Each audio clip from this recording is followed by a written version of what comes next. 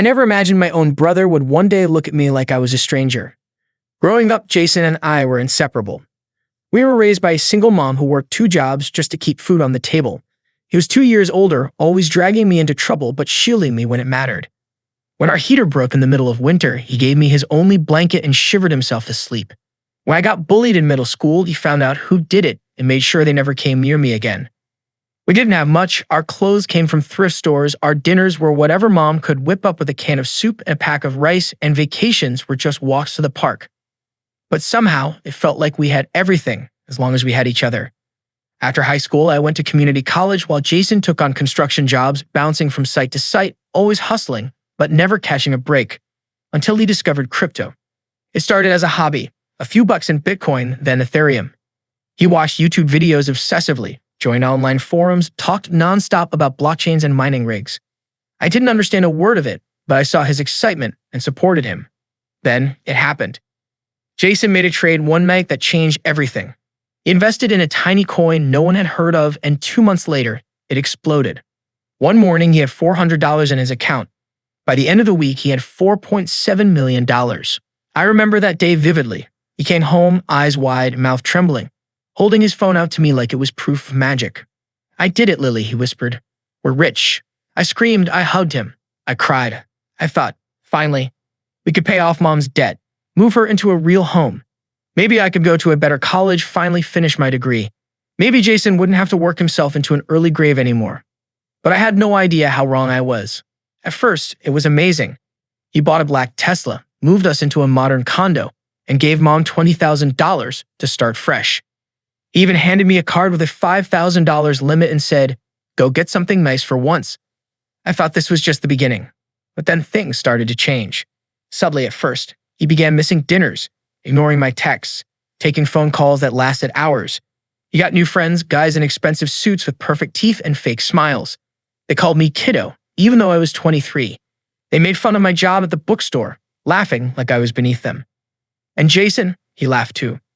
He stopped introducing me as his sister. Instead, I was Lily, a friend from back home. One night, I confronted him. "Why are you acting like this?" I asked, sitting across from him in his sleek white kitchen while he scrolled through his phone. He didn't even look up. Acting like what? Like you don't know me. Like you're embarrassed of me. He finally looked at me, and his eyes were cold. "Lily, I'm trying to move forward. Some people from the past just don't fit where I'm going." I felt like the floor vanished beneath me. "You mean me?" He shrugged. "It's not personal. It's just, I'm building something big. I can't carry everyone with me." I didn't even know what to say. My brother, my best friend, had just erased me with a few casual words. I left that night, tears streaming down my face. I didn't know then that this was just the beginning of how far he'd go to cut me out of his life. After that night, I didn't hear from Jason for weeks. I texted him once. "Please don't shut me out. We're family." He left it on read. When I called, it went straight to voicemail.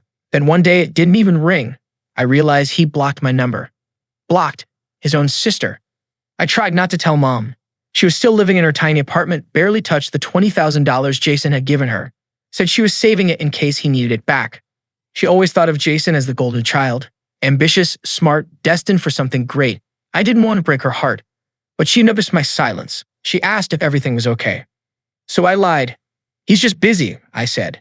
"You know, new business, new world. I'm sure he'll come around." But he didn't. Not for Thanksgiving. Not for Christmas. Not even when mom ended up in the hospital with pneumonia.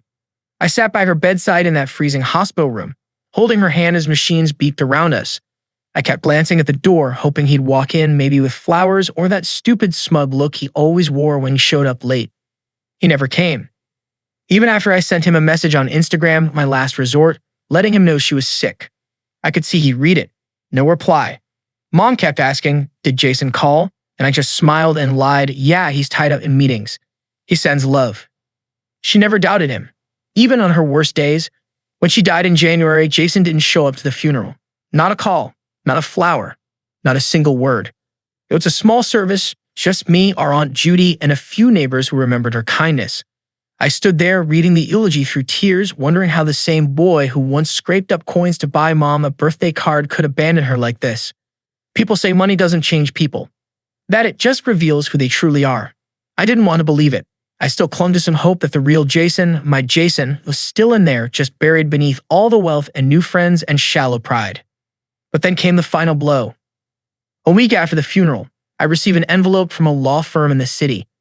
Inside was a letter, cold, corporate, and signed with Jason's new company logo at the top.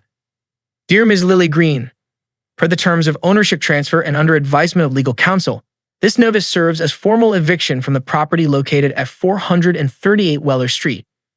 You'd have 30 days to vacate. He had kicked me out.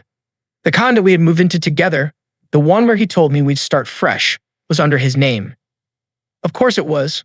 I hadn't even thought to ask. I trusted him. And now with Mom gone and my brother lost to greed, I had nowhere to go. I sat on the floor of the living room surrounded by half-packed boxes, holding that letter in my shaking hands. There were no tears left, just disbelief. Jason had made his choice, and I had just become another ghost from his past. But what he didn't know was that the past has teeth, and sometimes it bites back. I moved out on the 29th day, not because I wanted to give Jason the satisfaction of knowing I obeyed his letter, but because I couldn't stand spending one more night in a place that reeked of betrayal. I found a tiny studio on the other side of town. Mold on the bathroom ceiling, one window that didn't close right, and paper-thin walls that let in every sound from the neighbors. But it was mine, paid for with my savings and what little I had left after covering Mom's hospital bills. I got a second job at night cleaning offices downtown. I'd work the bookstore from 9 to 5, grab a coffee, then head straight to the cleaning shift. My feet ached constantly, my eyes burned, but my mind never stopped replaying it all. Jason's cold voice, Mom's fading hope, the eviction letter. Over and over like a scratched record. Then one night, something unexpected happened. I was wiping down the marble counters at a law firm after hours when I heard a familiar name echo through the hallway, Jason Green. I froze. The voices were muffled behind a glass door, two men in suits, deep in conversation. I crept closer, heart pounding. His coins tanking, one of them said, "They're calling it a rug pull." The other laughed.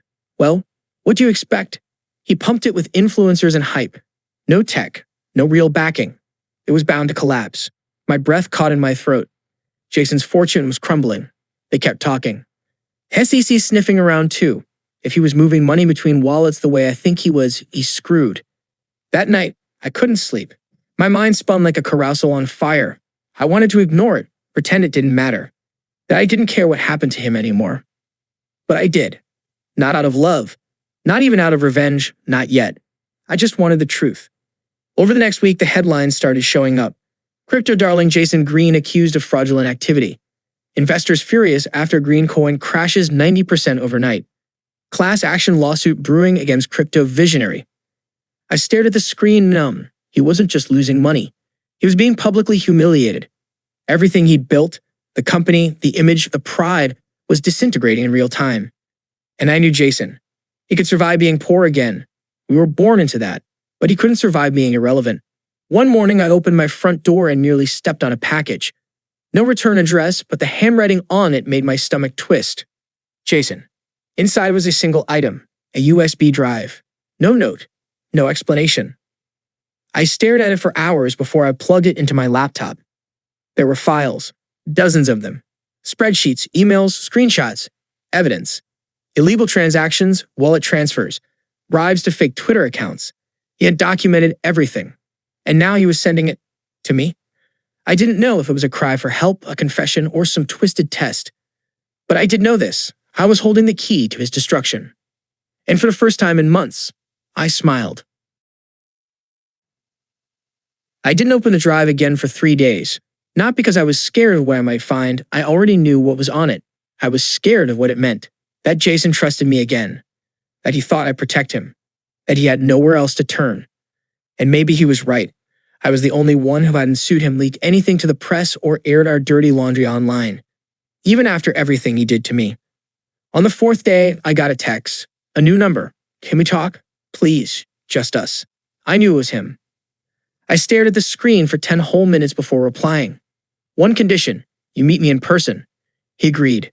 We met at a diner we used to go to as kids. The kind with sticky booths and waitresses who called you Han, even if you look like hell. I got there early, sat at our old corner booth. I wasn't sure he'd show, but he did. He looked nothing like the version of him on magazine covers.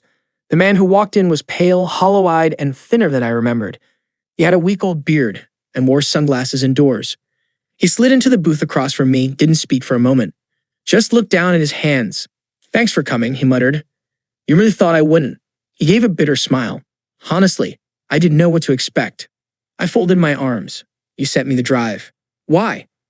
He looked around, made sure no one was listening. "Because I'm running out of time, I need someone I can trust." I laughed loud enough that the table behind us turned their heads. "Trust? Jason, you blocked me, evicted me, ignored Mom on her deathbed. You cut me off like I was nothing." He winced. "I know. And I was wrong. I was ashamed, Lily." "Ashamed of what?" "That we were poor. That we knew you before the fancy suits." "No," he whispered. "Ashamed of what I became. How fast I sold out. I thought if I burned everything behind me, it wouldn't haunt me." "It's still caught up." He nodded, eyes red. "The feds are closing in. I have about a week before this all goes public. I'll lose everything. And if the wrong people get that USB, I'm not just ruined. I'm dead." I narrowed my eyes. "Are you saying someone's threatening you?" He hesitated. "There are people who put a lot of money into green coin. People who expected returns. I promised them things I couldn't deliver. Now they're angry. Dangerous." I felt something icy crawl up my spine. "And you want me to?" "What?" "Help you disappear. Destroy the evidence." He met my eyes. "I want you to hold on to it. Hide it somewhere no one will find it. If things go bad, really bad, you decide what happens next." "And what's in it for me?" I asked, arms so crossed. He slid an envelope across the table. I opened it. Inside, a check. $250,000. I liquidated what I have left. It's yours, no strings. Just don't hate me forever, okay? I stared at the check. It felt radioactive in my hands. Then I looked up and asked the one question that had haunted me for months. "Why didn't you come to Mom's funeral?" He swallowed hard. His voice cracked. "Because I didn't deserve to stand next to you." For the first time in a long time, I believed him. But that didn't mean I forgave him. Not yet. I didn't cash the check. Not immediately. It sat in my kitchen drawer, buried beneath takeout menus and overdue bills like a live wire I was too scared to touch. I wasn't sure what scared me more, the idea of taking his money or the idea that I might actually need it. The USB, though, that I hid. Deep. I took a bus 3 towns over and rented a private storage unit under a fake name. Wrapped the drive in layers of plastic, stuffed it inside an old book, sealed it in a box labeled Christmas decorations. Then I locked the unit and memorized the code like it was the combination to a bomb, because that's exactly what it was. I didn't tell Jason. He didn't ask. For the next few days, I heard nothing from him. No updates. No thanks. No panic. Just silence. I kept an eye on the news. The green coin scandal exploded. There were protest videos outside his old office building, angry investors on TikTok sharing screenshots of their empty wallets, hashtags like #GreenScam and #CryptoCommon trending every other day. One headline read, "Former billionaire Jason Green vanishes amid fraud allegations." I almost dropped my coffee when I saw it. Vanishes? I texted the number he used before. No response. I checked the apartment building where he used to live. His name was gone from the buzzer. That night, I had a dream. Jason was standing in a storm, barefoot, soaked in rain, screaming my name while everything around him burned.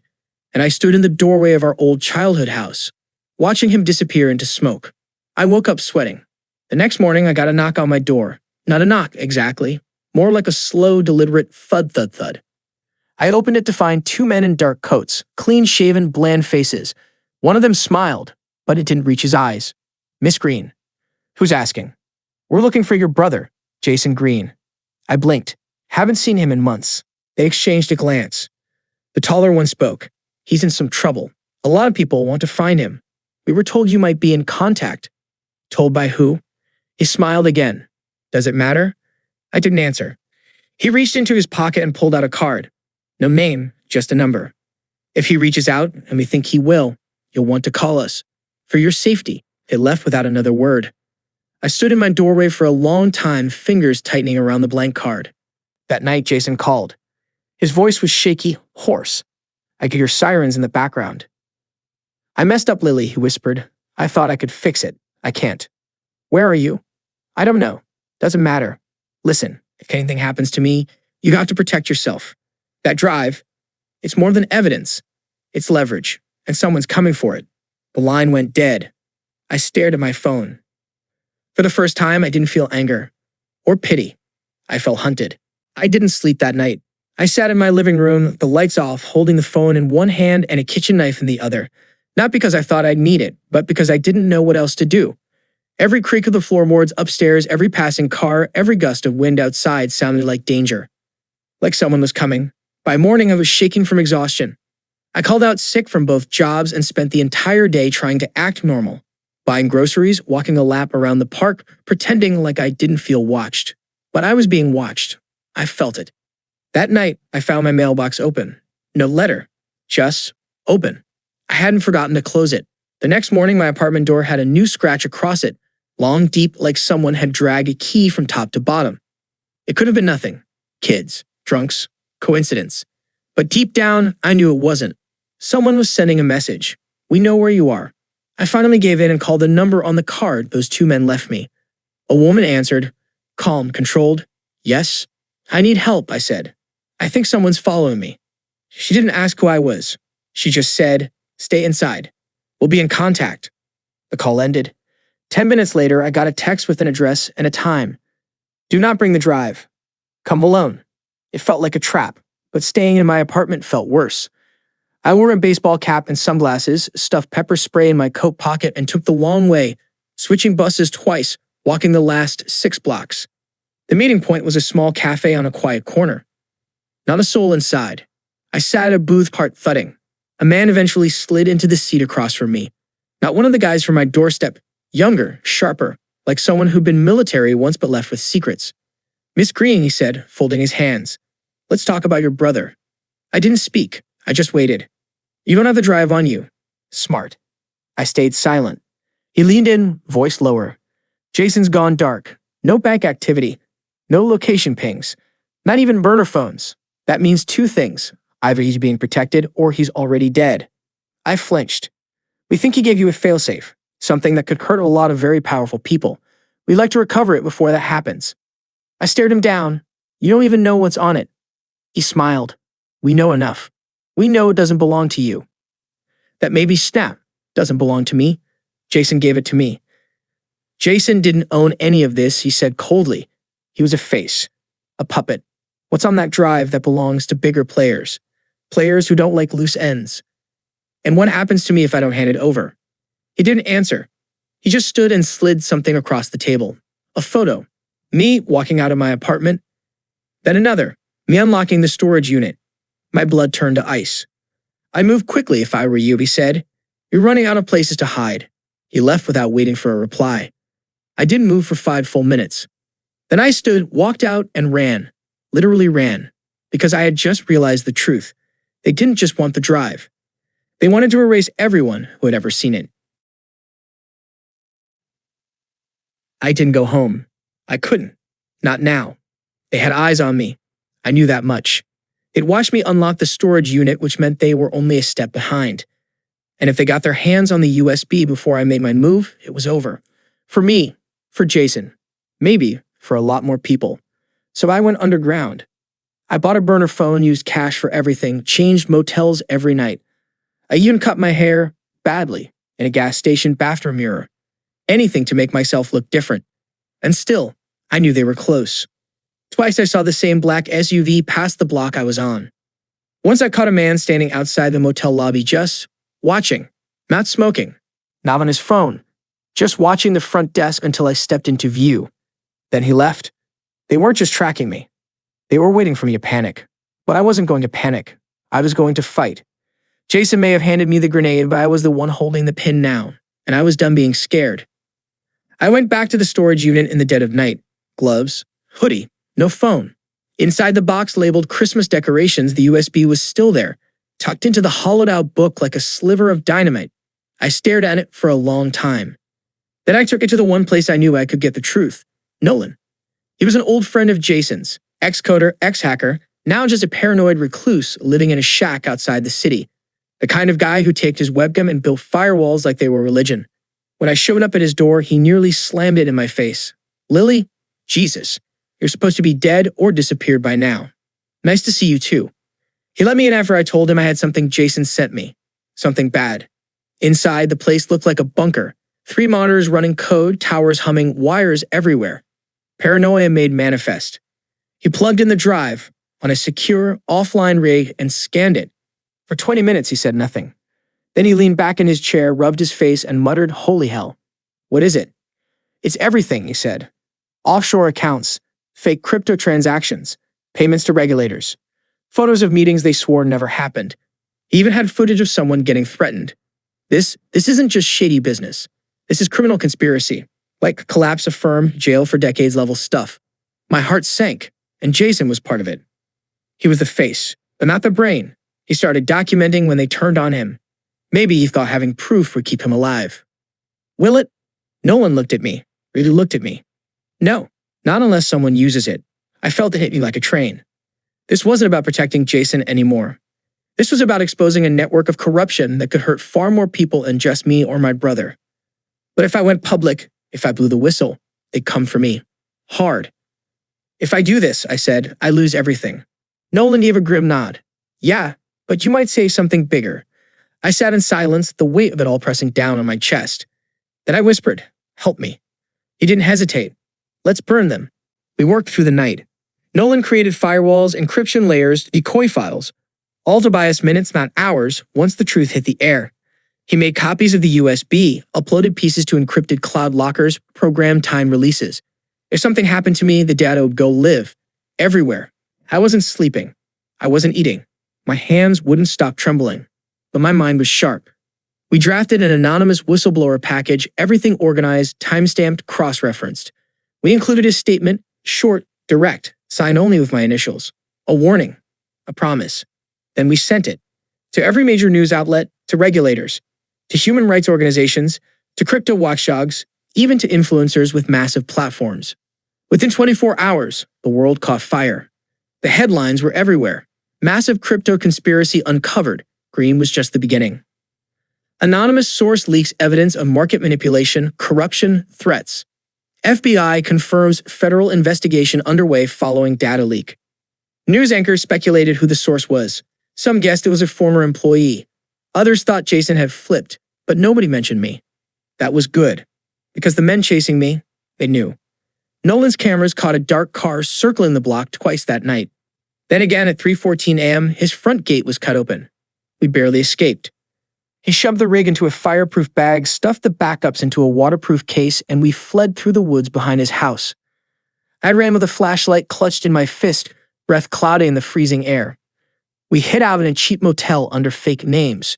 No internet, no devices, just old-school radio, cash, and silence. I waited. Waited for the backlash, the arrests, the confirmation that this wasn't all for nothing.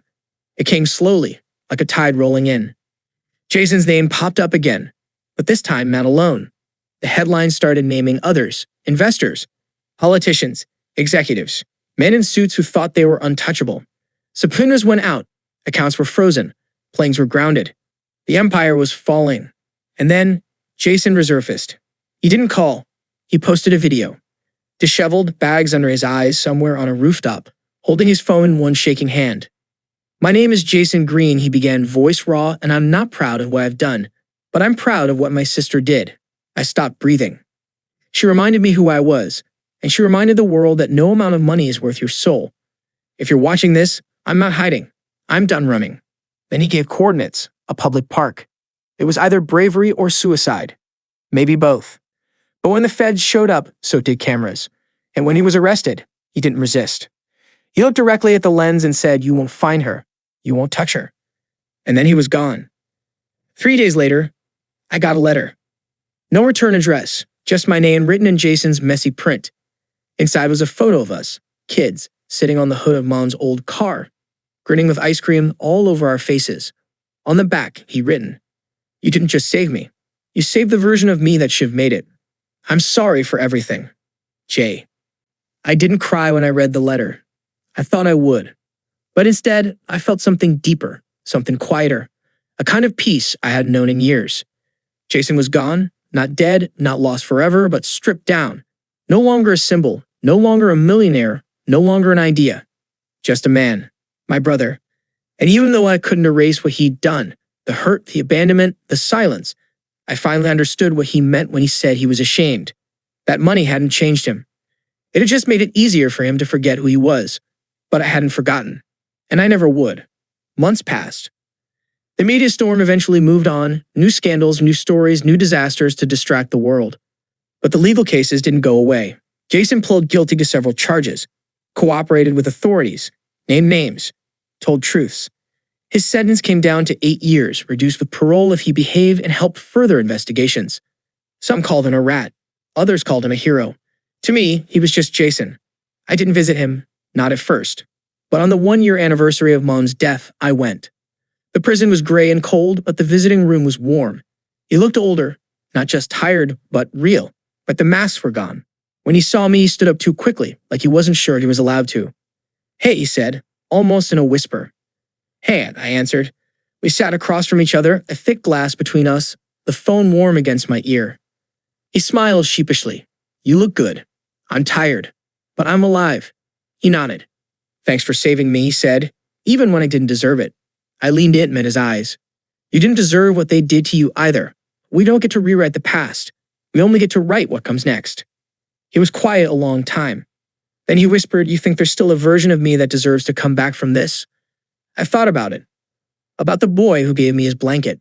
The teen who saved up to buy Mom a second-hand bracelet. The man who almost disappeared under greed, but reached back at the last moment and said, "Here, take this. Say something with it." And I nodded. I think that version never really left. I walked out of that prison with my shoulders straighter. Not because everything was okay. Not because the world had fixed itself. But because I had made it through the fire, with my soul and my story still intact. And for the first time in years, I knew exactly who I was. Not the sister of a millionaire. Not the girl who got left behind. I was the version that survived.